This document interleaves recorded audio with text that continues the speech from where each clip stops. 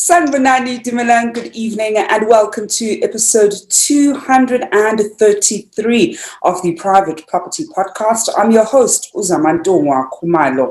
It's a Tuesday edition of the Private Property Podcast of the long weekend.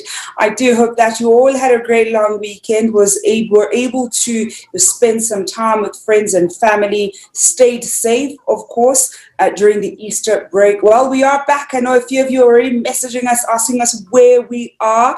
Well, I know that after the long weekend, it's always so tough to get back into the swing of things. I also know many of us are probably, looking at the next long weekend and trying to plan what we may potentially do. Well, until then, we are, of course, here to keep you company every single weekday at 7 p.m. as we tackle property issues that help us better understand property and help us make the best informed decisions for our respective property portfolios. Well, if you're joining us for the first time, you have been missing out on quite a number of great topics that we've had for the past year. So do make sure that you go, whether it's on Facebook or on YouTube, to catch up on some of the great content that we have already brought to your screens. Now, all our regular viewers know how we do it every single weekday at 7 p.m. You can always catch us right here across our social media platforms where we tackle a property issue.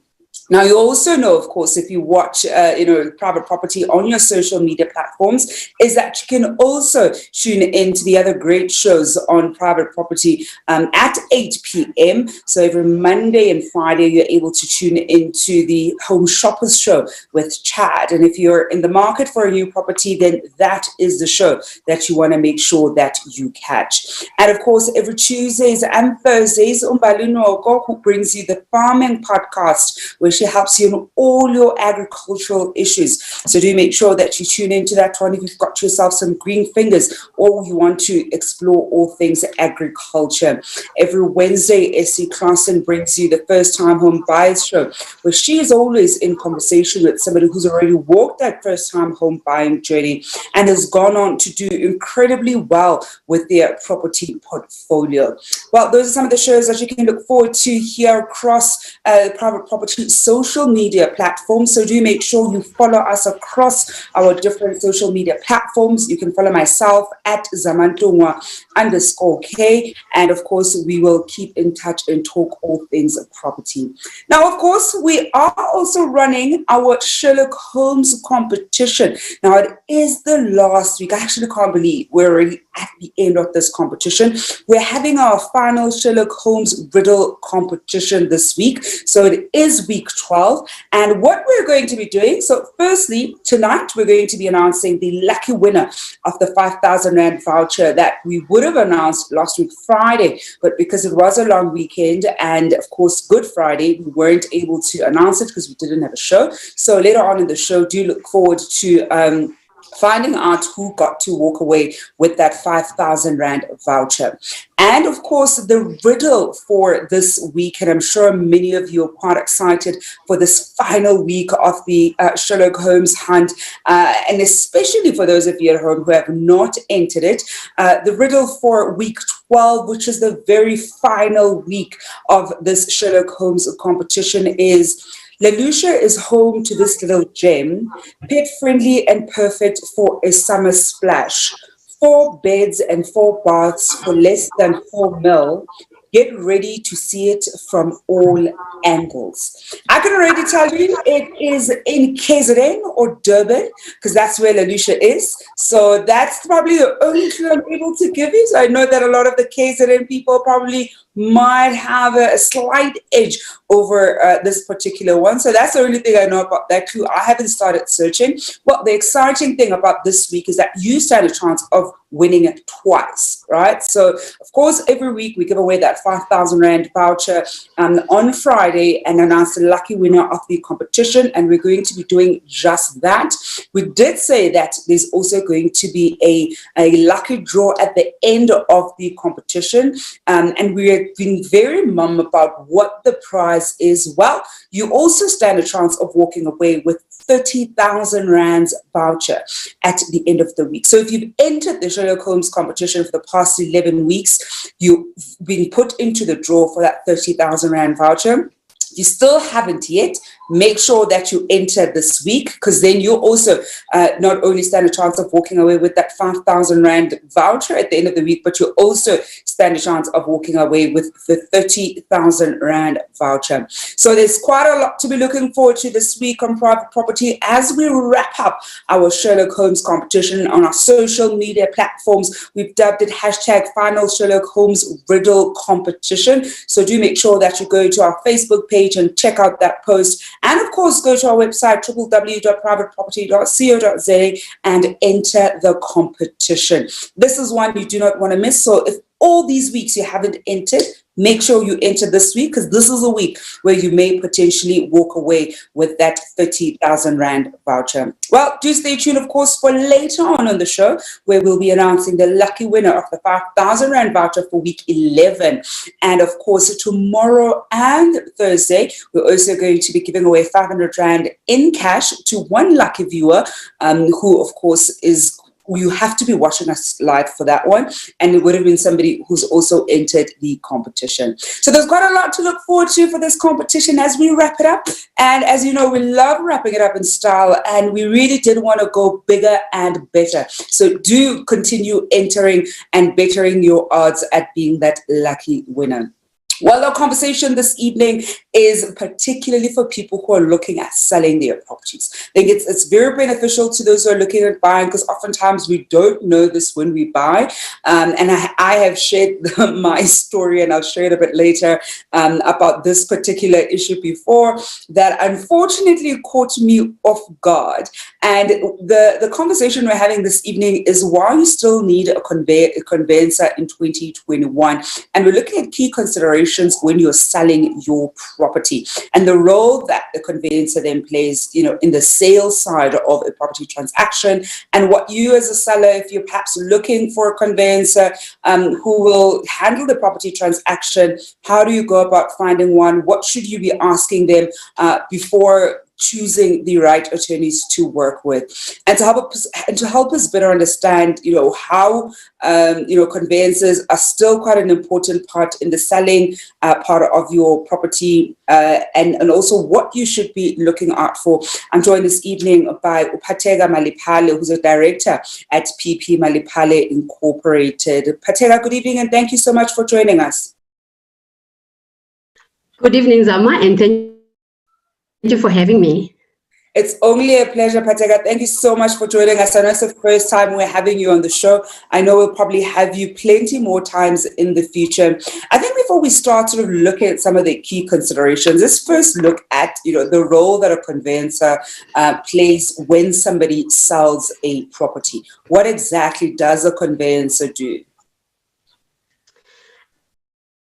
A conveyancer is a very important person when a transaction is up. For example, when a seller has got or secured a sale with a buyer, when offer to purchase has already been signed, and firstly, she or he must consider appointing a very good conveyancer. I know in most cases that the agents would recommend, and I know that sometimes the sellers have got their own preferred conveyancers.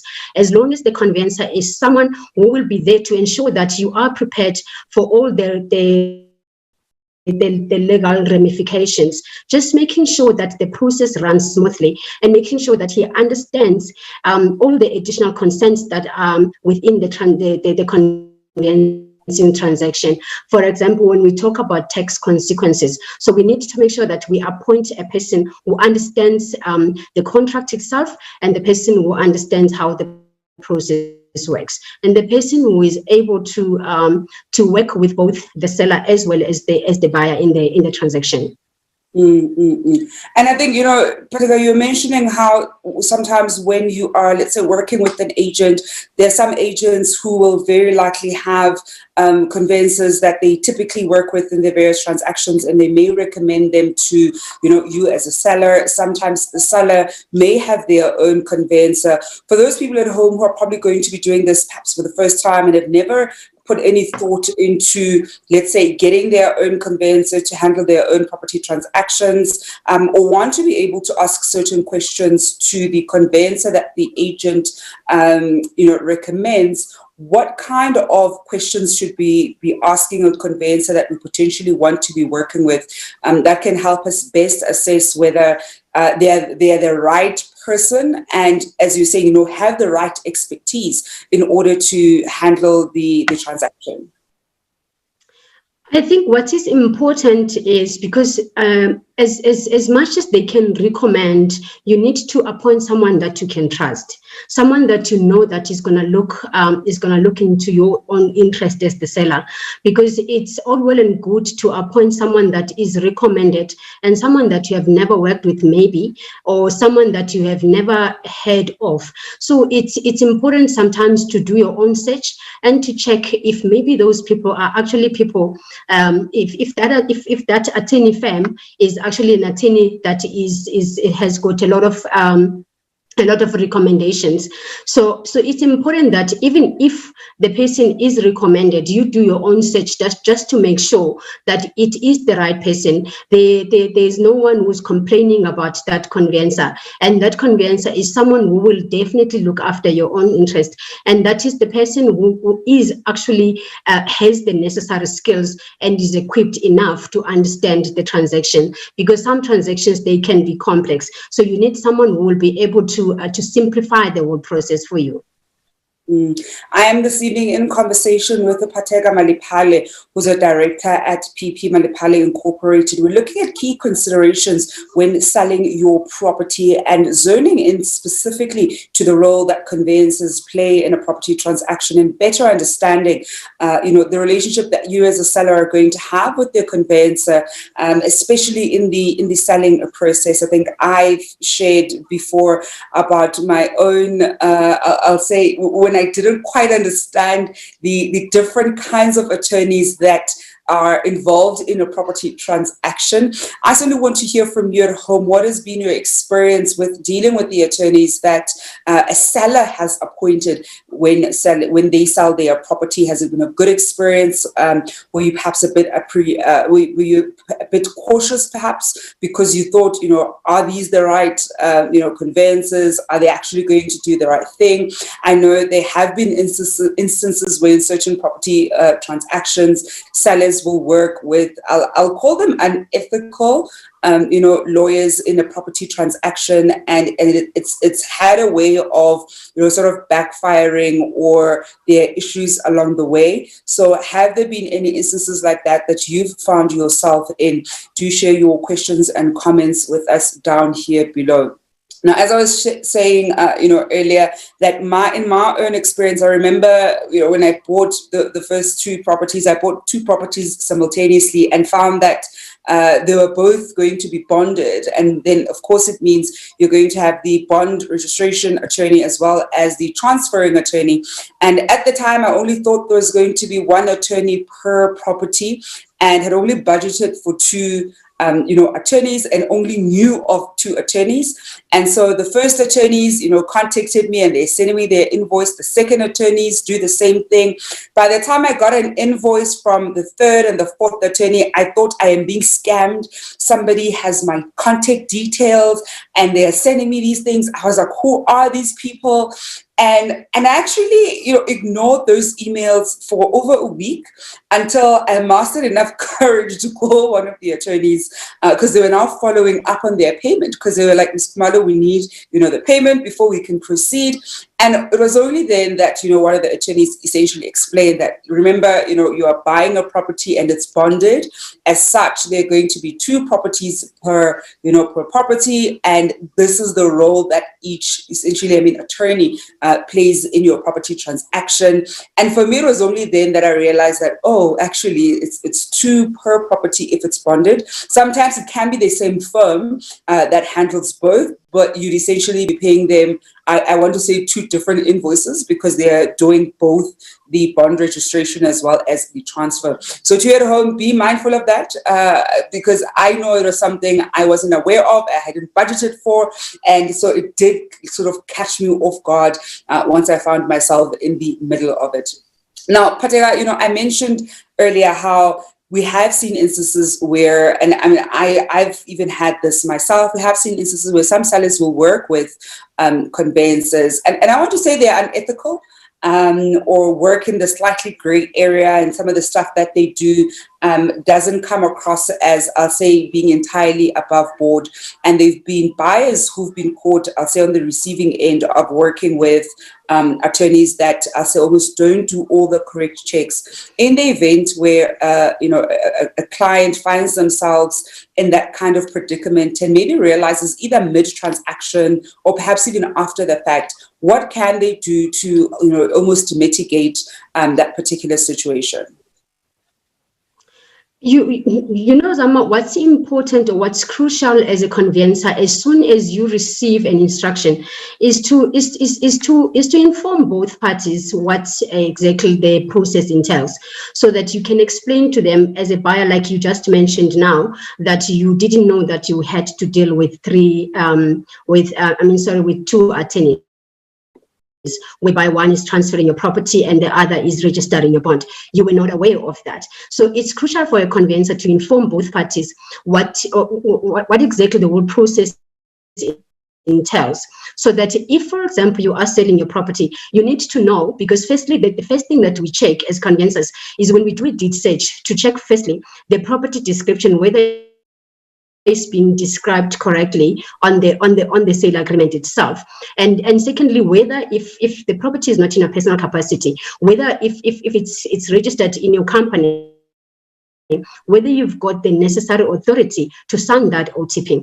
So it's very crucial when you get that instruction, just to make sure that you make both parties understand what the process entails, understand what's going to happen, because I know that in most cases, some clients that do complain about not being updated regularly by attorneys, not knowing what's the next step and all of that. So it's very important for us as conveyancers to keep all our clients updated with everything, that happens during the process, so that they don't have to question, they don't have to worry about how long it's going to take, they don't have to worry about what I need to pay. You already informed them that, there is a bond involved, you are going to be dealing with myself, and there's a bond attorney that is going to be appointed by your bank. And then as the seller as well, what's important is when we do that search and we find out that there is an existing bond on the property, then it's important to immediately request for figures, so that you know that the seller didn't by mistake sell the property at a lower price than what needs to be settled with the existing bond. So those kinds of conversations, those are the conversations that a conveyancer needs to have with both parties at the very early age, that is when you receive your OTP. We are taking your questions and comments as we talk about key considerations when selling your property and looking specifically at the role that conveyancers play in that transaction. We've got a comment from Umatha Shingane saying, my first experience with a conveyancer was via private property, and they really held our hands through the process. That was very new to us and quite daunting as first-time buyers. We've got another comment coming from Facebook from Ulindi Sichabela, saying, we had an incident where conveyancers used our clients' money, which was in their trust account. Now the matter is with the Law Society. It's been a year now. Oh my goodness, Lindy. I think that one is actually quite daunting as well. And a question here coming through also on Facebook from Utapelo Tabadira Sankofa saying, does the conveyancer only help the seller? I know that it's a question that most buyers have because, for example, property investors they would like to have their own conveyancer because it is in the best of their own interest. Obviously, they are always taught to have their own power team. So within their own power team, they have got a conveyancer in place. So when they're buying, they often have to convince the seller to use their own attorney. But what is important as a conveyancer is that not as much as you are appointed by the seller or appointed by the purchaser, you represent both parties. The only issue where it comes is when there is a dispute. Then when there's a dispute, you obviously cannot represent both parties. You have to choose the party that has given you the instruction. But in essence, on all the processes of the transaction, you have to represent both parties, which is why you have to make sure that when you receive the instruction, you inform both parties what the whole process entails. And number two, you make sure that you update them regularly so that both of them, they don't have to question why is it taking long? Why is the municipality taking long? Why is the body corporate taking long? So you need to always update them so that they can be on the same page. And I think, I'm actually glad, Phatheka, that you touched on that, because we do get that perception more often than not that, a conveyancer, I'll say, will side with the seller. But in many ways, they're not siding with anybody. They really are in the middle of, I'll say, the property transaction and the service, essentially both parties. So they're not going to be making decisions and so that favor the one over the other. And if you as a buyer feel hard done by a conveyancer, or you feel as though they're not putting the interest of, I'll say both parties, at the center of how they conduct their business, then definitely do even, first raise it with them. And if they still don't solve the issue, then do make sure that you report them. I mean, like we've seen here with Lindy's comment earlier, that they even ended up raising their issue with the Law Society, and the Law Society takes those issues quite seriously. So do make sure that if you feel as though they're not doing their job the way that they ought to, there's something that is either unethical that they're doing, certainly do make sure that you raise it with them. Now, Phatheka, I think what are some of the important things as sellers we need to know in terms of the working relationship that we'll have with the conveyancer and the conveyancer that they will have with the buyer? Because I think that, as we were saying, this is one of those things that especially property investors do want to have their own conveyancers. I typically also work with my own, and sometimes it's just about ease of doing business, to the point where even when I buy a property, there'll be instances where I'll say I want to use my own conveyancer. Sometimes it may just be you get preferential rates, but for the most part, you really do know that they treat the same as, for example, the buyer. So what should we know about the working relationship that we're going to have as a seller with our conveyancer, and that they'll in turn also have with the buyer, because they're also going to be servicing the buyer? Yes, the working relationship between the conveyancer and both parties, actually, not necessarily even with the seller only. It's a very crucial one, because you must remember, most of them is the first time they are selling their properties. Most of them is the first time they are buying their properties. So you need to make that relationship so intimate that they are able to ask you, Phatheka, I'm selling this property and I would love to have my process by this time, because the aim is to purchase another property, because we're dealing with a lot of property investors, and maybe you are retiring and you want to leave the country, or whatever the reasons. So you need to make sure that you are able to communicate that with your conveyancer. Your conveyancer is able to give you that kind of platform where you are able to communicate everything in terms of the planning around the transaction, so that at least as a conveyancer, then you know how to time. Because, for example, we if you do a transfer, we deal with other attorneys. For example, the attorney that is cancelling the existing bond and the attorney that is registering the new bond. So you need to make sure that the minute you understand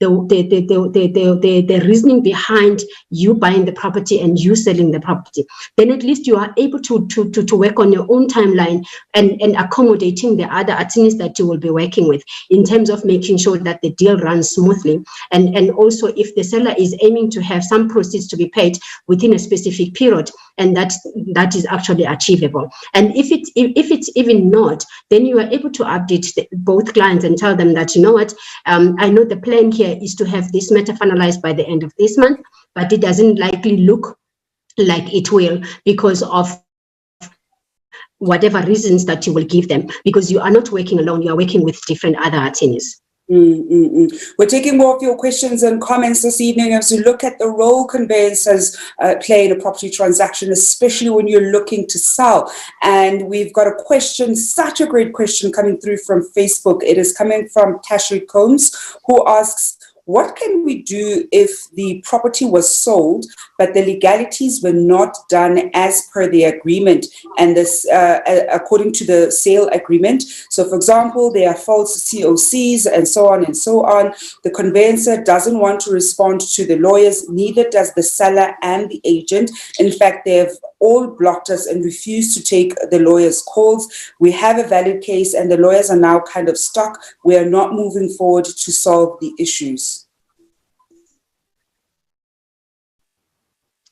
You know, Zama, what's important, the minute you receive an instruction, you obviously, one of your responsibilities as a conveyancer is to read the contract so that you can understand what the terms and the conditions of the contract. So with those terms, when you communicate, as soon as you start the conversation with the party, whether it's a seller or a buyer, then that's when you communicate those terms. That's when you communicate those conditions, so that both parties need to understand what does the contract mean, what does the contract say, because in most cases we deal with buyers or even sellers that do not understand exactly what are the terms and the conditions of the contract. So it is your responsibility then as a conveyancer to try and simplify everything, make them understand that as a conveyancer it is your responsibility to make sure so that all the terms and the conditions that are on the contract, they need to be fulfilled within a specific period before the transaction can even be finalized.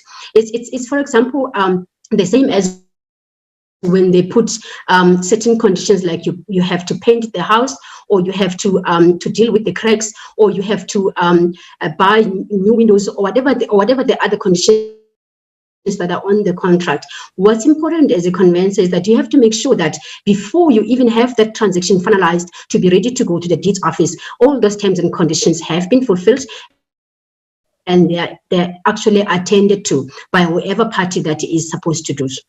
And then, Phatheka, then what happens in the event where, as Tashi points out, and I said to you, I've certainly been in an instance like this, the seller, you've chosen your attorneys that you want to, the conveyancer that you want to work with, and they essentially falsify things like your, the various certificates. So perhaps the electrical certificates, the sale agreement goes forward, and the property ultimately gets sold.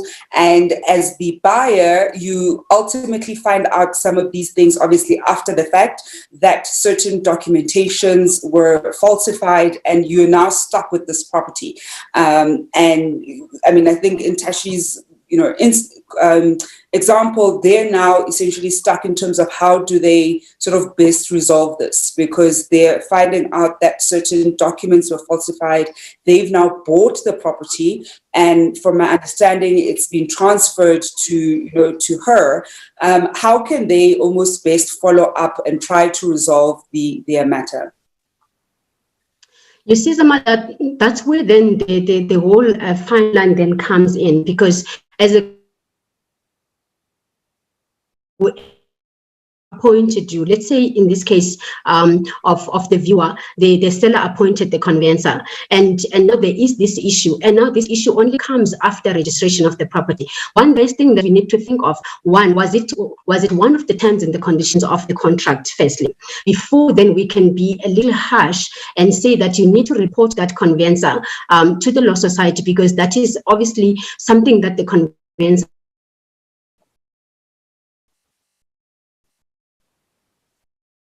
contract that it needs to be done before the finalization of the transaction. So me, I would say, if the conveyancer was appointed by the seller, he's obviously, that conveyancer is obviously going to side with the seller, and then you as the purchaser, then you will then be afforded an opportunity to appoint your own attorney, whereby then the attorney will be able to speak with the conveyancer to try and find ways of how we can mitigate this whole transaction. But if we can speak harshly, it is the responsibility of the conveyancer to make sure that all the terms and the conditions on the contract are actually fulfilled. And if that has not happened and the conveyancer went on and registered a property without the electrical compliance certificate, of which that condition is in the contract, or even whatever else that was supposed to be done in the contract, in the property by either the seller, then the conveyancer decided to just turn a blind eye and not attend to any of that. That is negligence on the conveyancer's side. So meaning you can be able to report that conveyancer to the law society, because not as much as he's appointed by the seller, but he has to look after the interest of the buyer in terms of what the contract says, what are the terms and what are the conditions of that contract.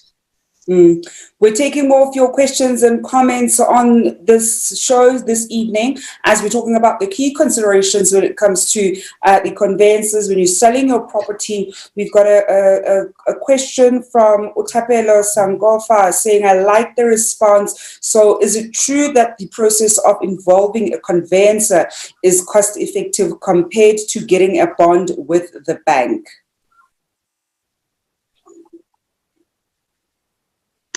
A conveyancer, you must remember, because if you're purchasing a property, especially if there is going to be a bond involved, there are always going to be two conveyancers. So now let's say you decided that, okay, the conveyancer is also in the bank's panel.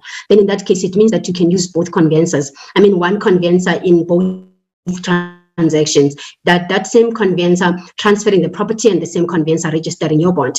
You know, a lot of clients, I know that they always think that then it's automatic that the conveyancer can just waive the other costs because you are actually dealing with one property. It's actually a different process, whereby in terms of the bond, you have to deal with the bank and make sure that you comply with all the bank's terms and conditions, as opposed to what you are doing when you're transferring a property. So it's two total different processes. So they just need to understand that, and that is why there are two invoices. But I know that in most cases the banks are not happy when one conveyancer is dealing with both transactions. But some of the banks, they do appoint the same conveyancer who does the transfer as well as the bank. I know that you can negotiate a discounted rate with the conveyancer if he does both, but it doesn't mean that it's automatic. I see we had Tasha Combs coming and adding that we couldn't see these things. Upon further investigations, we also found out that almost half our house doesn't even have plans, yet the document says all plans are in order. I think, Tashi, as Phatheka said, I think this is definitely an issue that we want to also report with the Law Society, especially if you believe that the conveyancer was, I'll say, working with the seller in concealing all of this information, as you rightfully put out. I mean, these are things that we wouldn't be able to know and see with the naked eye, and that's why conveyancers are part of the process to make sure that all checks are done. And in the event where you felt they didn't do this, I definitely do urge you to contact the Law Society and have them reported. Now, Phatheka, before I let you go, any other final tips for our viewers at home when it comes to dealing with conveyancers, specifically when, of course, they're selling their property? I think what's important for them, either whether a conveyancer is appointed by the seller or recommended by anyone or recommended by your estate agent, it's important because if you look at the Law Society website, there is a part there that is going to search for attorneys, and that is going to search for attorney law firms. So if you can make use of that, just to make sure that the person that you are appointing is the person that is actually registered with the Law Society. And just what you mentioned earlier, that they even are able to use your money to pay for some other things before the transaction is finalized. I had that issue where a client came to me to try and assist because the whole 200,000 rand was already used by the attorney. But then we tried to find ways to get it before the attorney can even be reported reported to the Law Society. Those things, they do happen, that they tend to use money that is on trust, which is against the rules of the Law Society. The most important thing is to make sure that you check in the website of the Law Society that the conveyancer as well as the conveyancing firm is actually registered with the Law Society. And then again, don't appoint a conveyancer just because you have heard about the wonderful things that the conveyancer has done. You need to appoint a conveyancer whom you know that they have done some work, and the person who's recommending, they know they have worked with them. Not necessarily that they are glorifying Phatheka. They need to have experienced the service that Phatheka has given them, so that at least you can be confident enough to be able to appoint your own conveyancer, or maybe even to accept the recommendation. Well, Phatheka, we are going to leave it there this evening. Thank you so much for joining us. It is a pleasure for having me. And that is Phatheka Maliphale, who's a director at PP Maliphale Incorporated.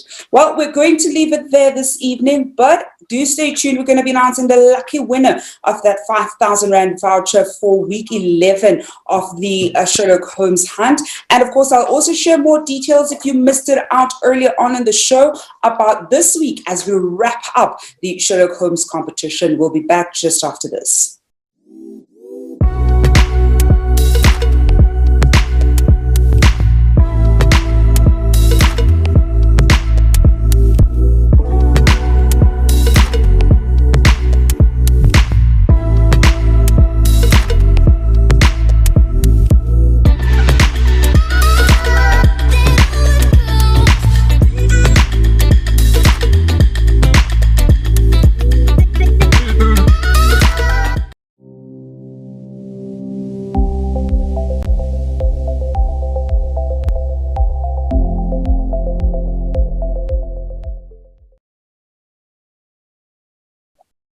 Welcome back to episode 233 of the Private Property Podcast. I'm your host, Uzamantungwa Khumalo. Well, that was quite a great episode. I do hope that if you're looking to sell your property, you'll definitely use some of the tips that we've given you and some of the insights that we have shared with you with Phatheka Maliphale. Well, it is that time of the evening where we get to announce the lucky winner of our Sherlock Holmes competition. This is, of course, the winner who walks away with the 5,000 Rand voucher. We would have announced the winner last week Friday, but we were not on air, of course. And the winner this week who walks away with the 5,000 Rand voucher is Matthew Creamer. Matthew Creamer, congratulations. You are this week's lucky winner on our Sherlock Holmes hunt, and you walk away with that 5,000 Rand voucher. Now, if you want to be just like Matthew Creamer this week, all you have to do is to crack the riddle for week 12 of the Sherlock Holmes hunt. We have shared it across our social media pages. And of course, as it is the last week, on Friday, we're not going to be announcing one winner, but two winners. And of course, the first winner is going to be the winner of the 5,000 Rand voucher that Matthew has just won. And we're also going to be entering everybody who's already entered the competition has gone into a lucky draw for the 30,000 Rand voucher that we are going to be giving away on Friday. If you haven't entered the competition yet, well, it is the final week, so do make sure that you enter the competition on our website. So crack riddle 12 of this week's competition, and you also stand a chance of walking away with that 30,000 Rand voucher. Well, that's quite a lot of money we'll be giving away this week. Of course, tomorrow and Thursday, we'll also be going to be giving away that 500 Rand cash prize. So there's quite a lot you can look forward to, and as far as giveaways are concerned this week. So do make sure that you also enter the competition. Well, that's it from me, Zamantungwa Khumalo, and the rest of the Private Property Podcast team. It has been a pleasure to be with you this Tuesday. We are back on your screen tomorrow evening at 7 p.m. Until then, hoping you're staying home and staying safe.